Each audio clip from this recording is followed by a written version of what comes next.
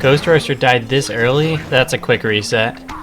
Attempt number 10. I had a pretty early death here, but I decided to continue anyways. Sunburn couldn't outrun these enemies either, so that's not a great start. Trying to outrun these minions doesn't go too well. This section can be pretty difficult. Wait, is Prism Break actually good in this challenge?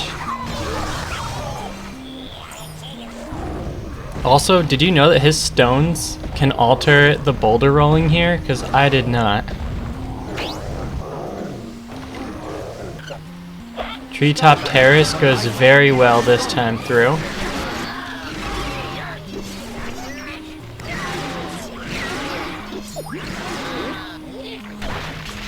And so does Falling Forest. Dodging the life spell attack became much easier with Terrafin.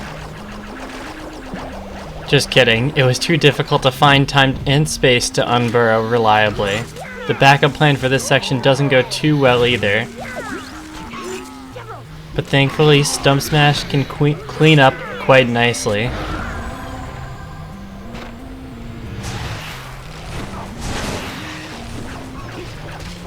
This last part becomes insanely close.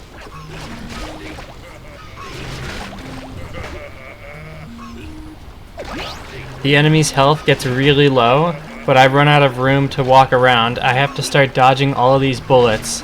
I can't get any more hits in even though he's on 1 HP. And I'm just able to squeeze through these attacks and knock him out.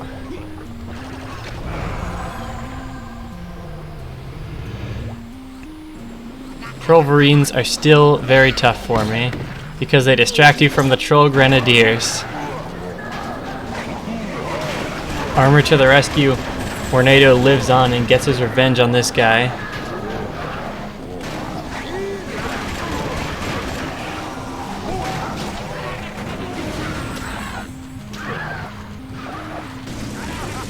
Zook ends up beating the entirety of the Goo Factory pretty handily.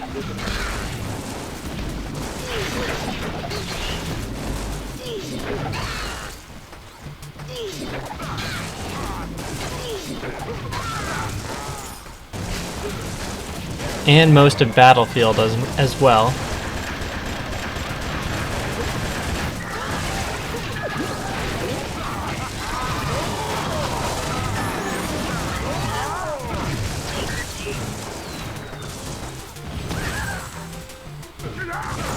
Until the next level when this happens.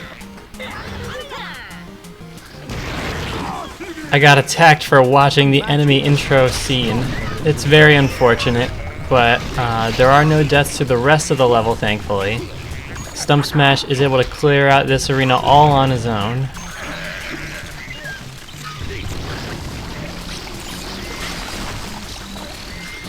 There is quite a bit going on, but luckily the bomb in the middle helps take out all the enemies really quickly and easily. And Stump Smash's attacks act as great distractions as well.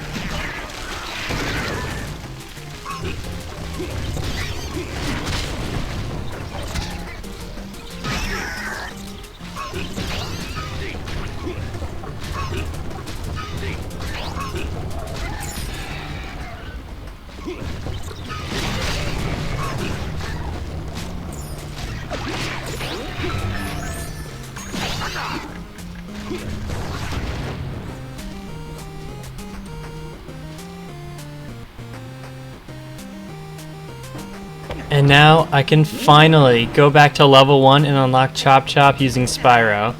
On attempt 10, we got the character from level 1. Gilgrunt is also able to join the team, though he hasn't been waiting as long.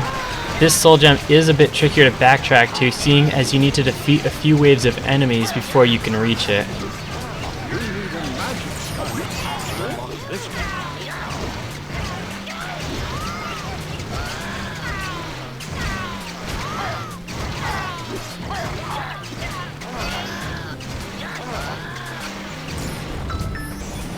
And with that, we unlock Gilgrunt. Skylanders of the magic element are stronger in this zone.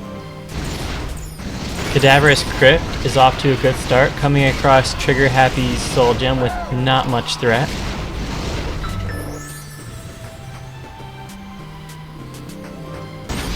And then I realized I passed Hex's gem earlier, so I went back for her too. The rest of the level is not very difficult until the ending arena fight. There ended up being just so much happening on screen that I misplayed and got hit. I couldn't keep track of everything all at once.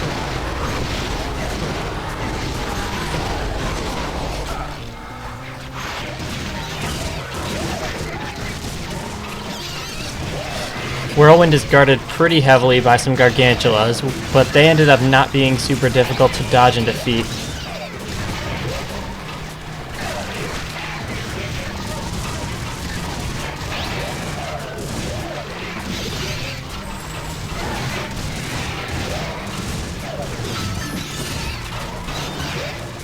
And now we can unlock Whirlwind. Later in the level, these traps combined with the enemies in a narrow hallway makes for a quite challenging combination, but it ends up being very doable with Drill Sergeant's range. And then comes the worst puzzle section in the game, which leads into the undead boss battle. Evil Ghost Roaster ends up not being super difficult to dodge as long as you have a lot of speed to back you up, and Drill Sergeant's auto-aiming cannon provides all the safe damage that I need.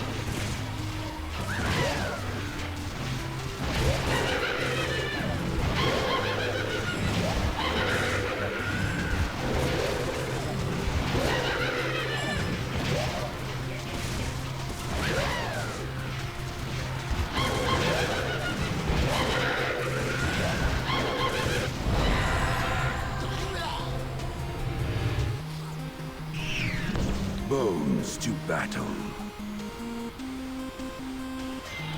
There's a similar story with the evil Chop Chop. Neither of those characters have too much range. Okay, I did not know he could do that. Trigger Happy is able to clean up the remaining health, but the next two rounds against the undead spells are very tricky to dodge.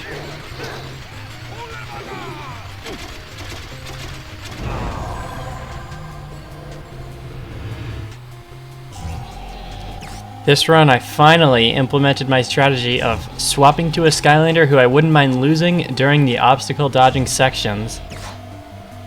And it ends up being worthwhile. Sorry, Igniter. For Chaos's Hex, I sent up my own because I figure I can do all the same things as her, but faster.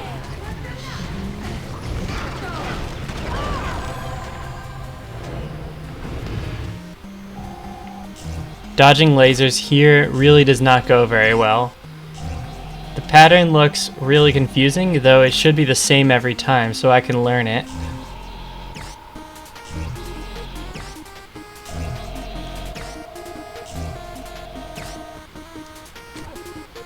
Lightning Rod almost makes it through, but then he goes down. Of course, I'd rather him than anyone else. And Warnado kinda gets trapped here, leading to another death. And that was on the last laser too. Evil Ghost Roaster proves to be a bit too fast for me this time around. The deaths are really starting to pile up here. Trigger Happy allows me to attack without always aiming, though I should probably still look where I'm going. And Bash has enough attack damage to take out the remaining health with only a couple of swings. This strategy, combined with my strategy of defeating an enemy to despawn all the incoming spells, is enough for me to win.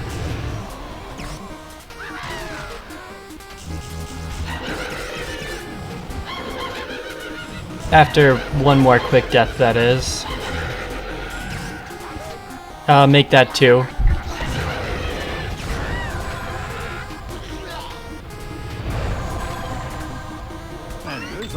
Up next we have Molken Mine, which is really pretty easy at this point in the game.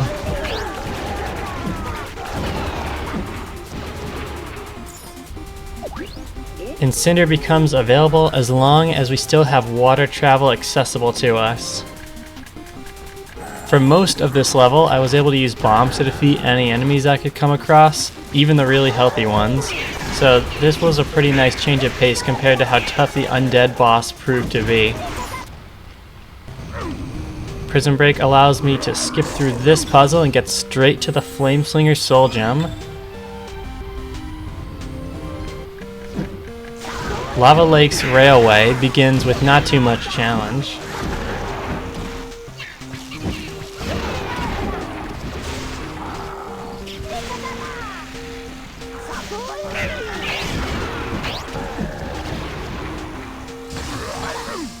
Eruptor is unlocked very soon after as well. Using Prison Break's crystals, the enemies in these narrow corridors can be blocked off very easily.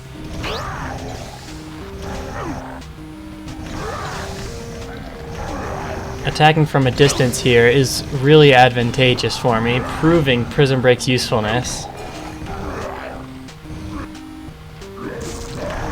These enemies don't even get a chance to attack me. Already on to the next boss fight. This one comes so soon after the undead one. I don't think I really have a great way to take out the evil Flameslinger. Cinder goes down before I even really get to use her. We get a pretty lucky shield over here.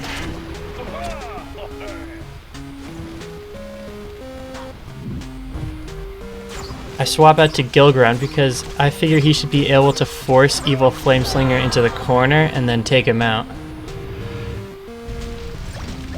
The falling meteor section is really not super difficult to dodge, especially with a quick move available.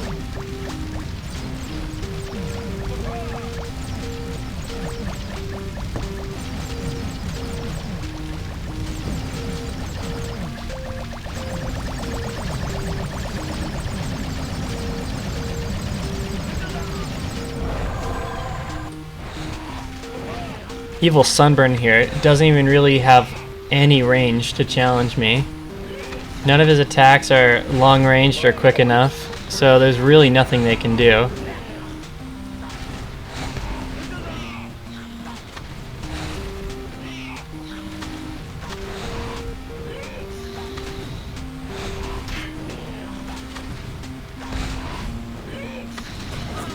Though I do get a bit greedy there and let him get the kill.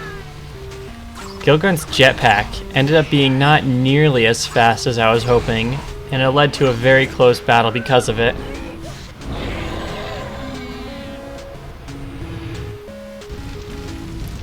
Now this version of the fire spell is significantly more difficult to dodge than the previous iteration, but still not too bad overall.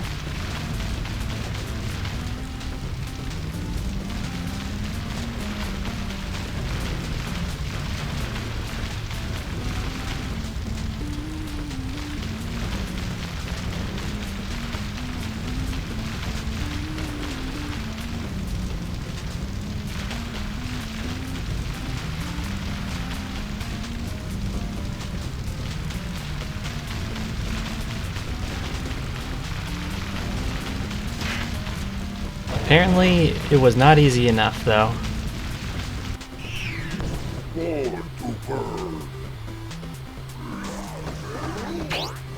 Evil Eruptor may be slow, but the Lava Blob attack is deceptively fast, and he's pretty good at aiming it.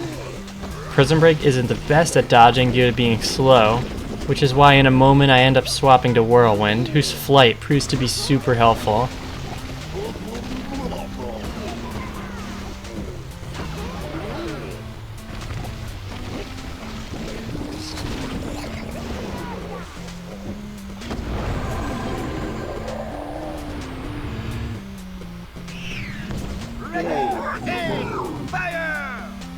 I didn't go in with much of a strategy at all against the triple fire minions, besides just moving swiftly to dodge and getting in ranged attacks when I can. It works out for a while though.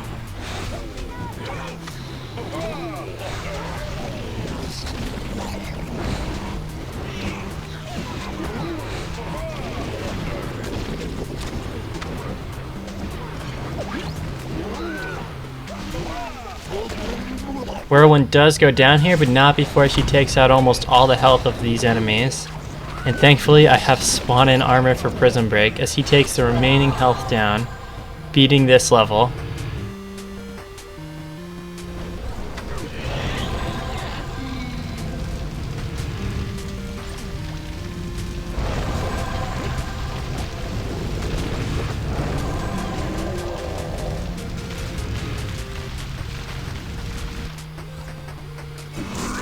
In Quicksilver Vault, Prison Break can use this Crystal Refraction attack to drastically increase his range and fully outrange these Archean blasters.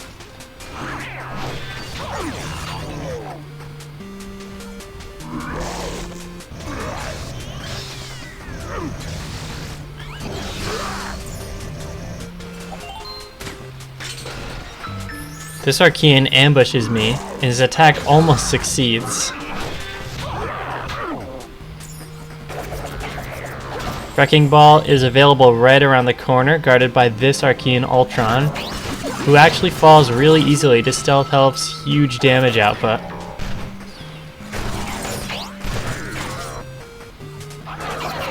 And she continues to dominate all of the surrounding enemies too.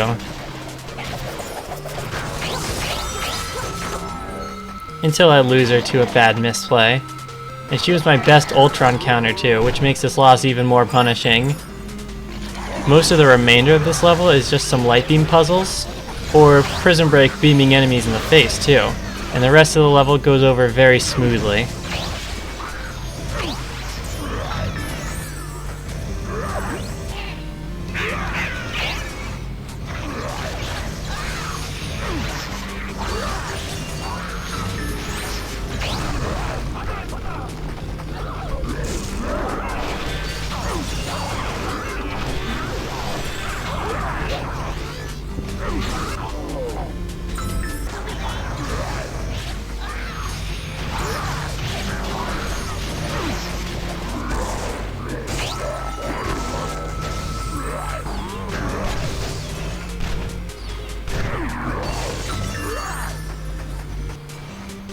The beginning of Archean Armory ends up being no big deal.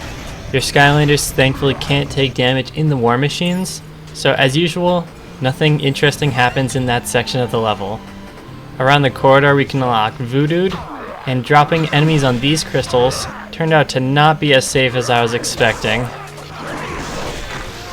How did he hit me from there? I try out Wrecking Ball before deciding he's probably not very well suited for this sloped area, especially with these guys attacking through the wall.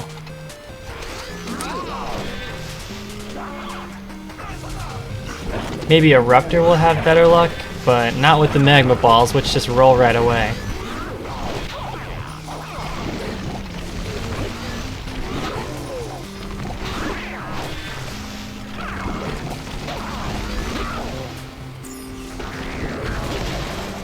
As for the Ultrons, the Eruption attack deals massive damage at close range, and these enemies don't punish me for getting up close.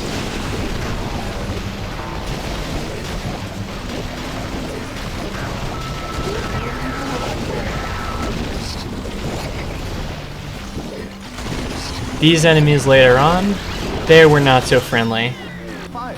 The Wham Shell easily finishes the level, and we enter the Lair of Chaos. I've still got 5 Skylanders left at this point.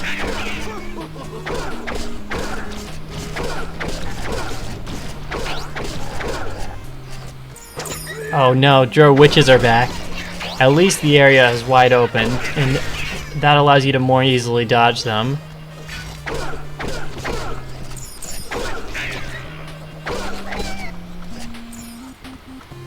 I then encounter my least favorite trap, the Electric Fangs, and get taken out. I send in Wrecking Ball, but he quickly gets cornered before long.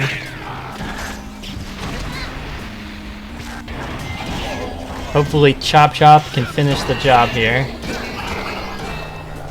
I probably should have just sent him out from the start. Oh well. And apparently I did not learn my lesson from before. I lose another character to the Fangs. The damage from the Fangs right there doesn't count because I was just spawning in, but the Flame Imp does take me down before I can hit it. My final Skylander is Drobot, who is very powerful, If I can just make it to the Double Trouble Soul Gem, I have a small chance of winning, but instead, I really didn't learn my lesson, and I walked into the fangs again for the end of this attempt. It was an extremely disappointing performance here on this level. I can't tell you why I didn't respect the hallway traps at all, but I can tell you I know for next time. All I can do now is hope that the next run goes over smoothly.